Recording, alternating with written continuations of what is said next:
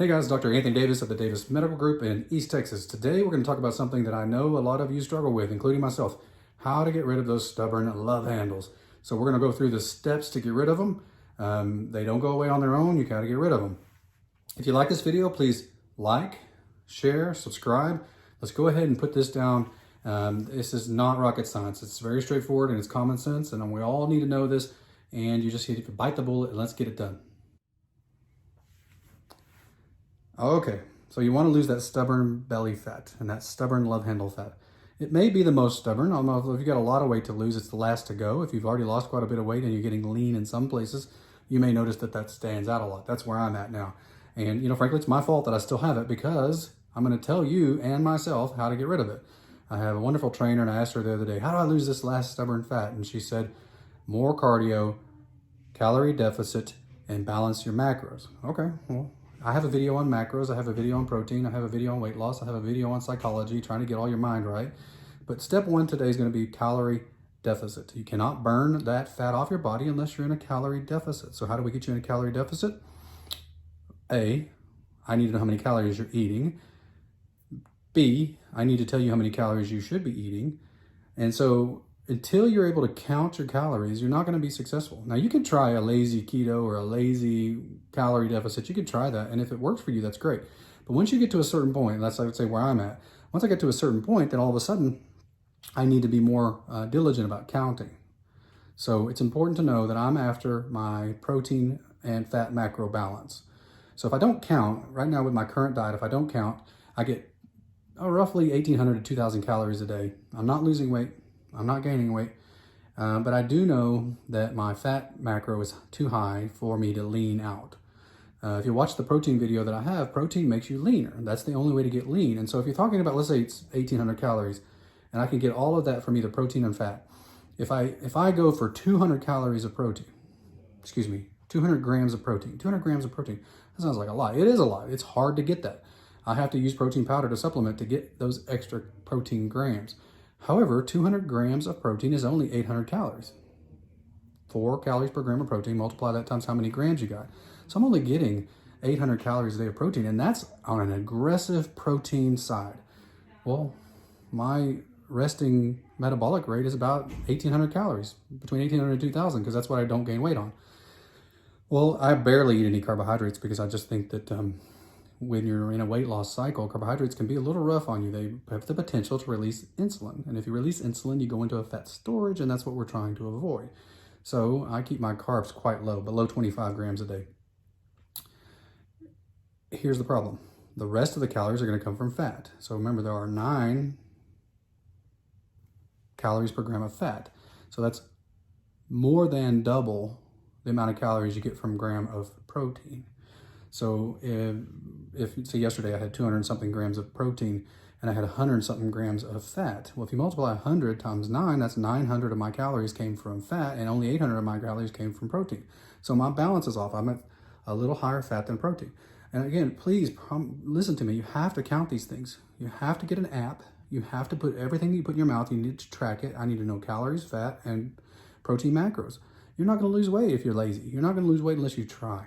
So run number 1 is calorie deficit. Calorie deficit. Number 2 is protein intake needs to go up. How up? At least 0.75 grams per ideal body weight. And again, ideal body weight is something that you define to me. I can tell you what I think it should be.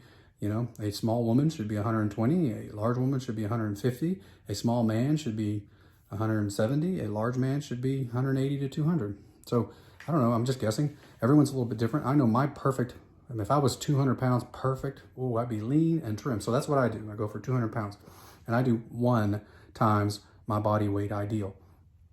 Why? Because the more protein, the better. In fact, sometimes I go over that. Yesterday I went over that. So I'm not afraid of going over 1 gram per pound, but 0.75 to 1 is the goal for getting lean. All right, so you've got your protein macro. So you got number 1, calorie deficit.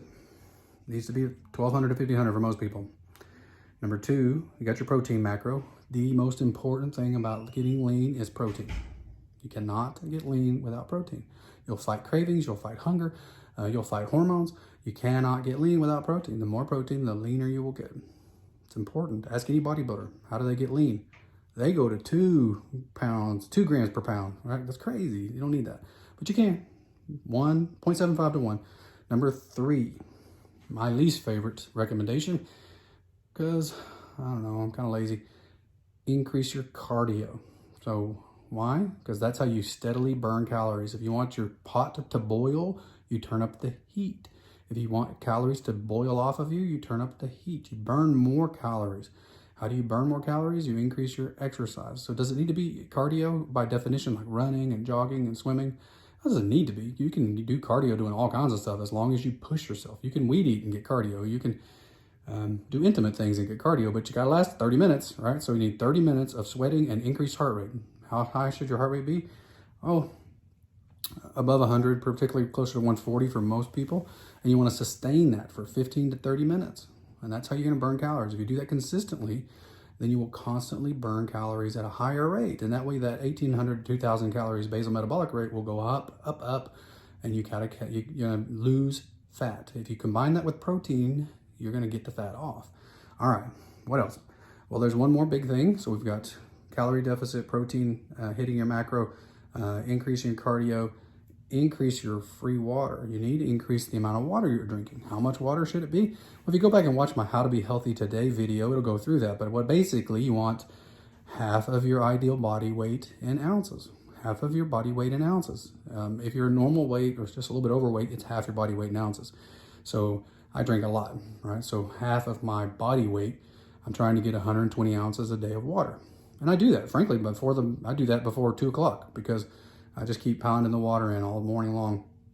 And the more water, the better. That's how you're gonna help yourself lose weight.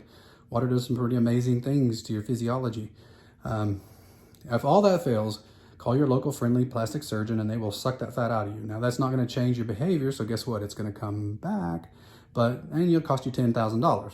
So my way is free, right? It's free to go into a calorie deficit, to hit your protein macro, to increase your cardio. We're not talking about tons of cardio. You're talking about 20 minutes a day, 30 minutes, 4 days a week. You're talking about just basic exercise, fitness, walking, sweating, increase your heart rate, increase your water. And so those are the 4 steps, right? Calorie deficit, hit your protein macro, increase your cardio, and increase your water. And then if you'll be consistent about that, that's probably the number one thing. You have to be consistent. Consistency wins every time. Even if you don't feel like it, even if it's not on your mind today, even if you don't feel like you have time, if you will do it, you will reach your goal. Getting to your goal is always a choice. Most people self-sabotage themselves to the point where they lose because they didn't choose to win. And you don't have to be perfect. If you lose track for a week or so, go back, get back on track. Your body will consistently go. It's about long-term success and keeping your eye on the prize. The prize is getting leaner, getting healthier, seeing that body that you've got underneath the layers of fat. And that's kind of where we all are now. All right. So Dr. Davis, East Texas, you got this. Make a choice. Have a great day. Thanks.